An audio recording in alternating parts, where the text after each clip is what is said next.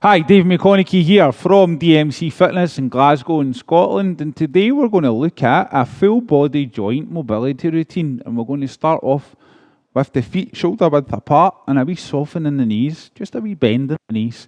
Now we're going to tuck the belly button in, we're going to pull it back, and we're going to pull the bum cheeks together.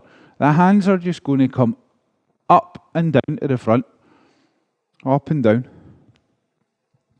up and down, and up and down. And we're going to do, say, somewhere between 5 and 10 repetitions of that. And then we're going to come up to the side and back down. We're going to come up to the side and meet in the middle and back down. Again, 10 reps.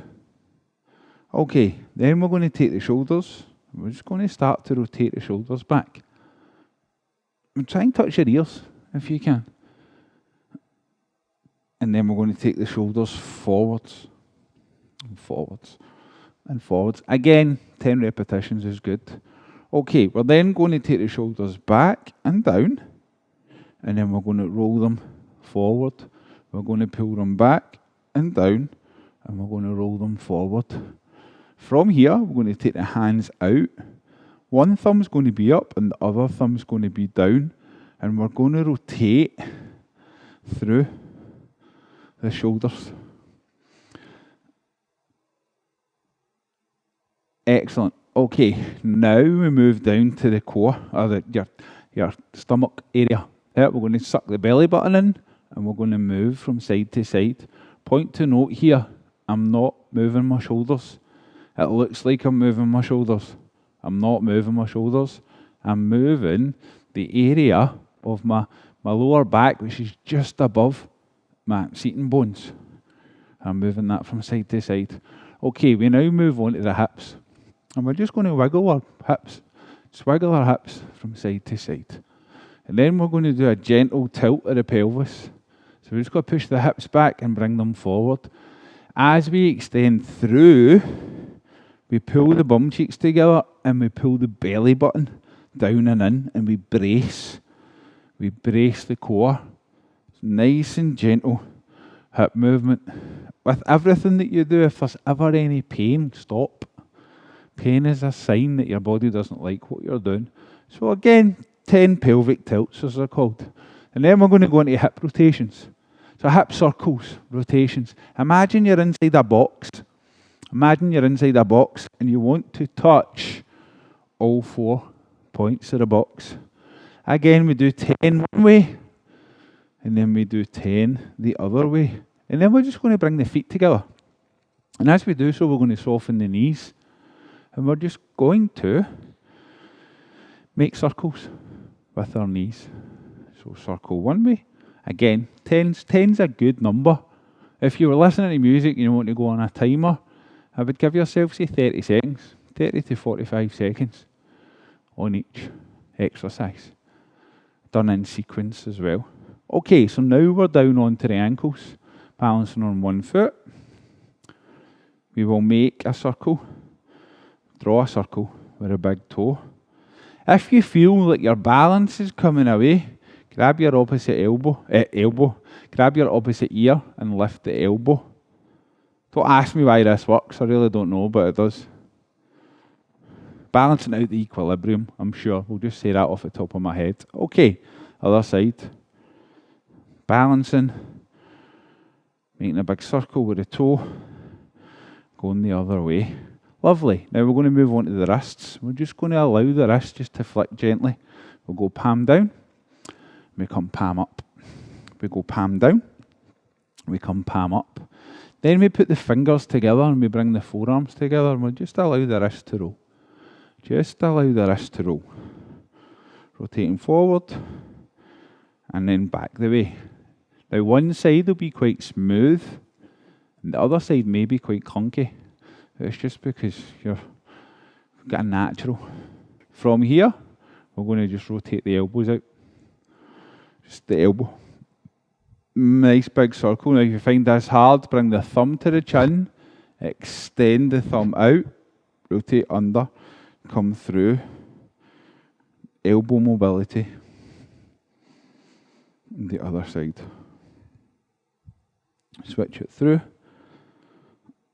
and go the other way. Nice, fluent range of movement, no jerky movements, and no pain, no pressure. Okay, we're just going to nod up and down through your own range.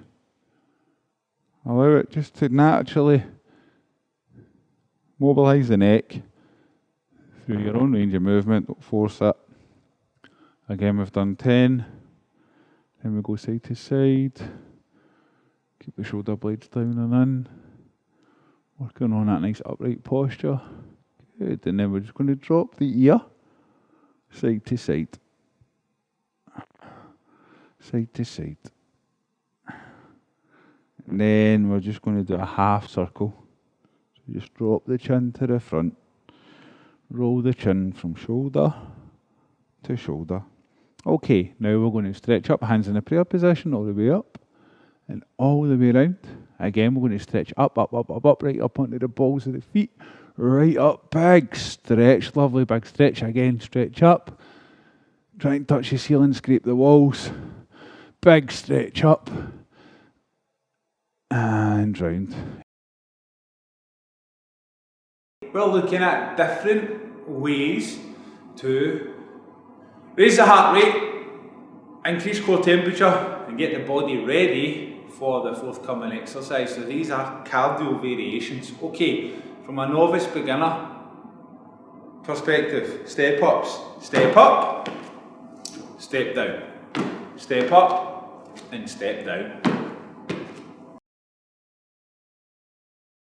Our next option, which is more beginner level, beginner towards intermediate, is the jumping jack, the standard jumping jack. Feet are close together, arms are by the side, we jack out, and we jack in.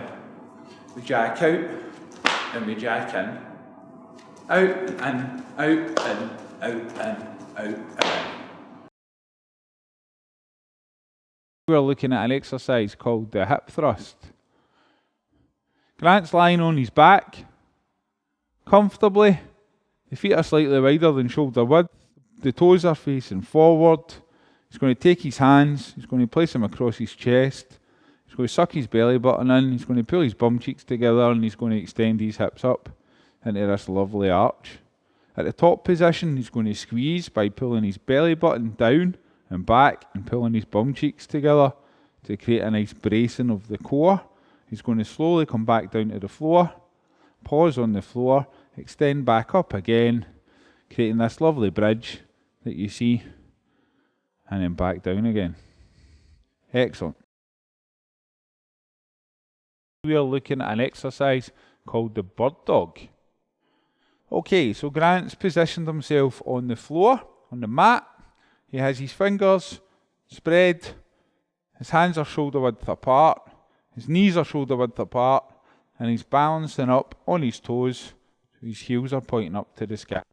He's going to take one leg, extend it out, tucking the toe underneath, and he's going to raise the opposite elbow up in this nice L shape or a right angle, which allows for activation of the upper back, trapezius and deltoid specifically, the upper back.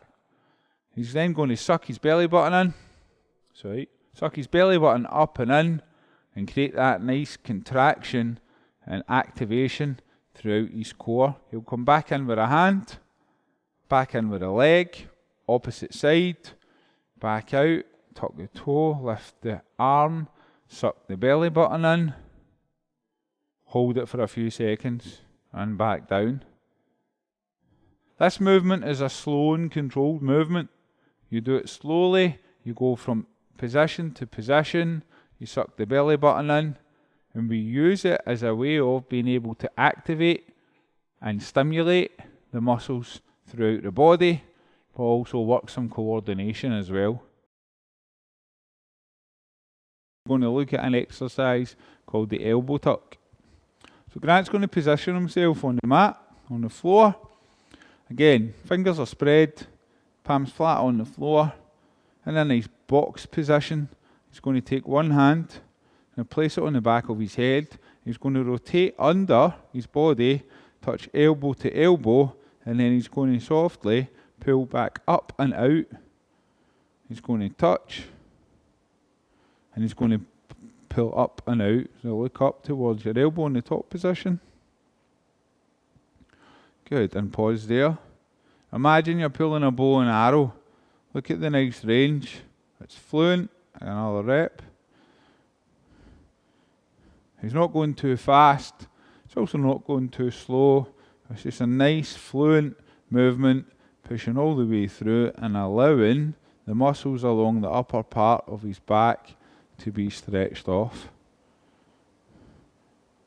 and the muscles along the side and the bottom of his back.